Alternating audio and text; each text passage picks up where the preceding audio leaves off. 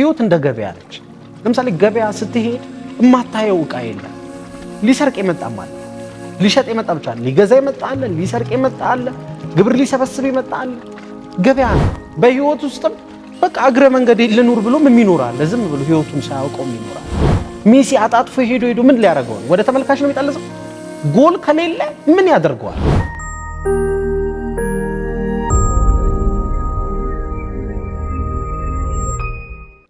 ይሄን የሚከታተል ሰው ብዙ ጊዜ ምንድነው የመኖር ዓላማ ምንድነው ህልም ሊል ይችላል። በጣም ቀላል ምሳሌ ልስጥ። ኳስ እንግዲህ የማያውቅ ሰው የለም። ኳስ ሜዳ ላይ እግር ኳስ ተጫዋቾቹ ተቀባብለው የሚያገቡበት መረብ ባይኖር ምንድነው የሚሆኑት? ተቀባብለው ያቆማሉ። ሜሲ አጣጥፎ ሄዶ ምን ሊያደርገው ነው? ወደ ተመልካች ነው የሚጠልዘው። ጎል ከሌለ ምን ያደርገዋል? የጨዋታው ትልቁ ነጥብ እኮ ጨዋታን የምትለካው በምንድን ስንት ለስንት ተሸናነፍ እኮ ነው የምትለካው አይደለ እንዴ? በጎል ነው የምትለካው። የሰው ልጅ የሚለካው በዓላማው። ስለዚህ ኖረህ እንግዲህ ትመላለሳለህ በህይወት ጠዋት ትነሳለህ፣ ቁርስ ትበላለህ፣ ትኖራለህ። ምን አሳካ? አንተ ወደዚህ ዓለም በመምጣት ምን ተጨመረ? ዓላማ ማለት እሱ ነው።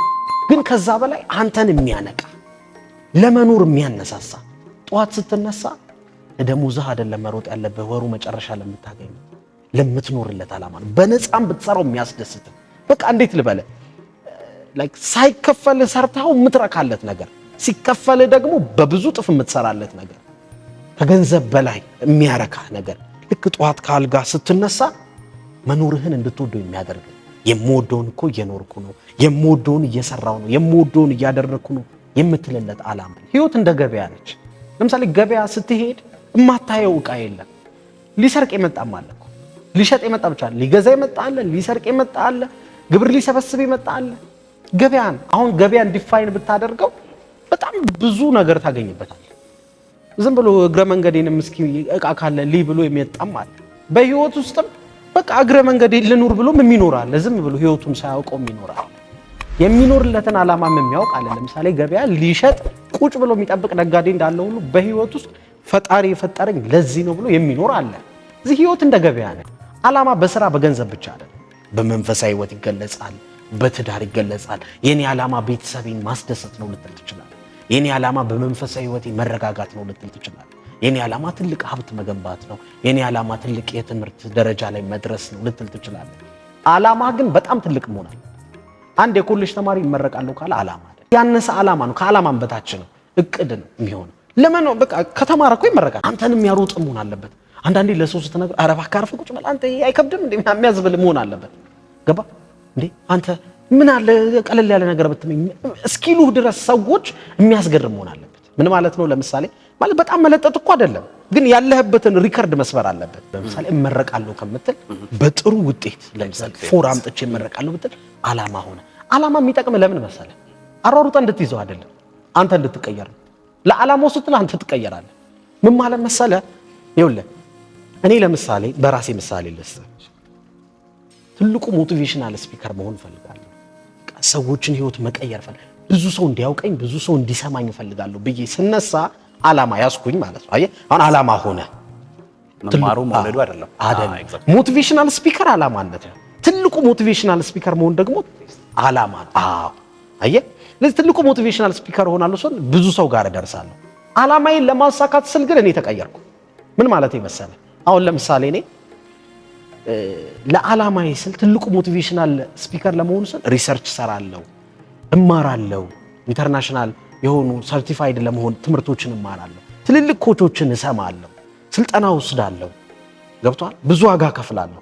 የማነባቸው መጽሐፍቶች ተቀየሩ። አሁን ለመዝናናት አይደለም ማነበው፣ ለስራዬ ነው ማነበው። አነጋገሬ ተቀየረ፣ አለባበሴ ተቀየረ። ዝም ብለህ አስበው።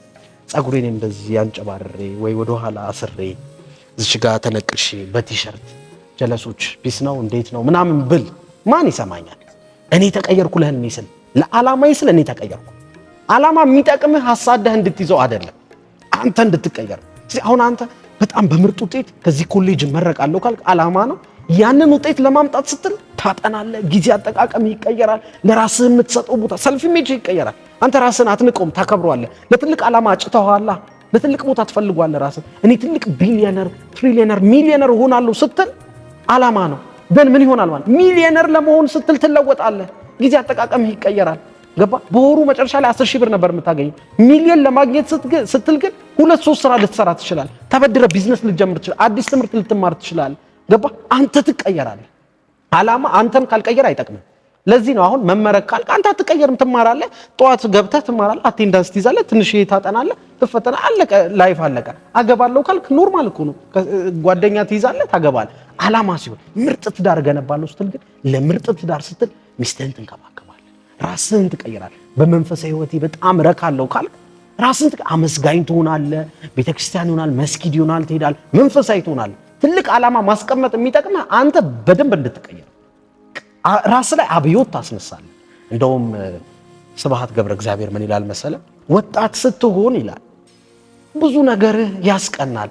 ሙቀትህ፣ ጉልበትህ፣ ምንህ ራስህን አገርህ ላይ ተነሳ አብዮት ባታስነሳ ራስህ ህይወት ላይ አብዮት ታስነሳለህ። የጨረጨሰ ንጉሥ እንኳን ይቀናብሃል ይላል ስብሐት ገብረ። ለምን? ወጣት ነህ። ዓላማ ካለ ትቀየራለህ። እና ዓላማ አንተን የሚያሮጥህ መሆን አለበት።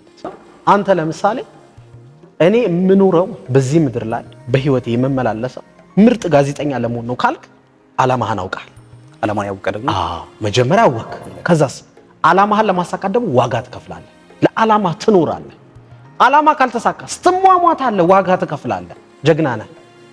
ይህን የሚመለከት ሰው ቤት ውስጥ ትልቅ ዓላማ ይኖረዋል፣ ፍላጎት ይኖረዋል። በስራው፣ በትምህርቱ፣ በኑሮ፣ በመንፈሳዊ ራሱን መቀየር ይፈልጋል። ዓላማውን ካወቀ እኔ መሆን የምፈልገው ይሄን ነው ካለ ለዓላማው ዋጋ መክፈል ከጀመረ ለዓላማው ከኖረ መኖር ብቻ በቂ አይደለም። ግን ብዙ መሰናክል ይገጥማል። ልታሳካ ስትሞክር የሆነ ነገር ለሱ ዋጋ የምትከፍል ከሆነ የምትሟሟት ከሆነ በቃ ጀግና ነህ። ለሀገሩ የሚሞት ጀግና ነው። ወታደር ለሀገሩ ይቆማል። አየህ፣ ወታደር ለምሳሌ ጠዋት አርፍዶ ቢነሳ ትልቅ ቅጣት ይጠብቀዋል። ለምንድን ነው የሚቀጣው? የእዝ ሰንሰለቱ ስለሚያስገድድ ብቻ አይደለም።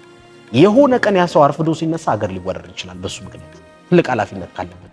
ስለዚህ ይቀጣል። አንተም ሀገር መወረር ላትደርስ ትችላለህ፣ ወታደር ላትሆን ትችላለህ ለሀገር።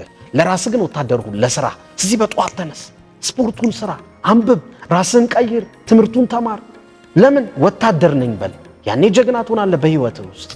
ይሄ ሰውዬ ምን ይላል መሰለ? የኔ ትልቁ ህልሜ አለ ግማሹን እድሜን ገንዘብ መሰብሰብ ነው፣ ዝም ብዬ መሰብሰብ ነው። የቀረውን ግማሹን እድሜን ደግሞ ገንዘቡን መበተን ነው ለጥሩ ዓላማ አለ ማለት ነው። እና ያስቃል፣ ትንሽዬ ዓላማም ይመስላል። እና ግን እሱ ከልቡ ነበረ። በቃ ገንዘብ መሰብሰብ ነው አለ። ዝም ብሎ ገንዘብ መሰብሰብ ጀመረ፣ መስራት ጀመረ። ብታምነኝም ባታምነኝም በወቅቱ የምድራችን ቁጥር 1 ሀብታም ነበር። በወቅቱ ብቻ አይደለም፣ አሁን ፕሮጀክት ቢደረግ ገንዘቡ ቢሰራ አሁንም ቁጥር 1 ይሆናል። ይሄ ሰውዬ አንድሪው ካርኔጌ ይባላል። ካርኔጌ ስቲል ፋክትሪ የሚባል ትልቅ ካምፓኒ አለ። የብረት አምራች የሆነ ካምፓኒ አለ። እንደውም አሜሪካን ሁ ቢልት አሜሪካ ከሚባሉ ሰዎች አሜሪካን የገነቧት 5-6 ሰዎች ናቸው ከሚባሉ አንዱ እሱ ነው። ይሄ ሰውዬ መጨረሻ ላይ የገነባው ሀብት በጣም የሚያስደነግጥ ለዓላማው ሲል ማለት ነው። ከዛ በኋላ ግን ገንዘቤን መበተን ብሎ ነበር። ለመልካም ዓላማ በተነው፣ ለመልካም ማለት ነው። ያልገነባው ኤንጂኦ የለም። አሜሪካን ውስጥ ያሉ የተለያዩ ከተሞች ላይ ዩኒቨርሲቲዎች ላይ ብትሄድ በየኢንስቲትዩት በሱ ስም ያልተከፈተ ይሄ ኢንስቲትዩት ፋውንዴሽኖች ዓለም ላይ እስካሁን ድረስ የሱ ገንዘብ ይንቀሳቀሳል። እና እንደዚህ አይነት ዓላማ ስላለው እኔ በጣም ይገርመኝ። ኢንዱስትሪያሊስት ነው። በዛ ዘመን የተነሳ አሜሪካን የቀየረ ሰው ነው። እና እሱ በጣም ኢንስፓየር ያደርገኛል እኔ